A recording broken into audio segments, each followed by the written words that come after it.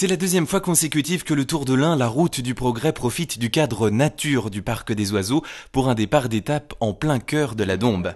Cette course professionnelle internationale propose aux coureurs une alternance de plaine, moyenne montagne et contre-la-montre à travers les différents secteurs du département de l'Ain. Un programme apprécié par les supporters et les sportifs. Pour moi, c'est toujours une épreuve importante. En plus, je l'ai à mon palmarès, donc c'est toujours important d'avoir cette course. Et puis, elle me tient à cœur. Et puis, notamment aussi pour l'équipe AG2R à la mondiale, c'est une course importante. On n'est pas loin du siège de l'équipe, donc c'est une course très importante pour nous. Oui. C'est une belle course, hein. C'est l'occasion de découvrir le Tour de l'Ain. On a en plus, l'Ain, et en plus on a le soleil, donc c'est bien d'aller dans les sites. Dans les beaux sites de l'Ain, donc là, le Parc des Oiseaux en fait partie. On va faire le Grand Colombier samedi.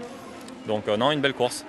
Et les habitués de randonnée cyclotouristes venus encourager les coureurs professionnels connaissent bien les atouts de la région. La Dombes, par ses petites routes et ses petits espaces verts, se prête beaucoup au cyclotourisme parce qu'on peut découvrir cette région à vélo, on prend son temps, on fait une halte au bord d'un étang, on déguste des bons produits dans les restaurants, donc c'est très adapté pour la découverte tranquille.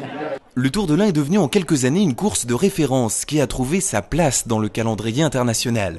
Une manifestation soutenue par de nombreux partenaires économiques. Le Progrès est un des partenaires majeurs du Tour de l'Ain, qui s'appelle d'ailleurs la route du progrès, et c'est pas neutre, puisque ça marque bien notre engagement aux côtés de l'épreuve en faveur à la fois du cyclisme et plus généralement du grand événement populaire qu'il peut représenter.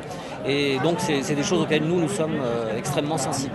Notre implication va vraiment croissant dans l'épreuve parce que je pense que les organisateurs et nous-mêmes trouvons vraiment notre compte mutuel commun dans ce partenariat qui vise à la fois à amener de plus en plus de monde dans le département de l'Ain, à faire connaître le département et pour nous aussi à créer une animation, puisqu'on a une vocation d'animation de nos territoires aussi.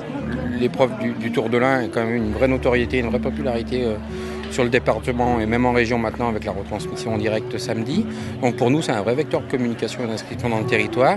Et puis c'est important parce qu'on veut se forger petit à petit une petite expérience dans l'accueil des épreuves cyclistes professionnelles pour envisager d'ici quelques années, l'accueil de l'épreuve majeure du territoire national.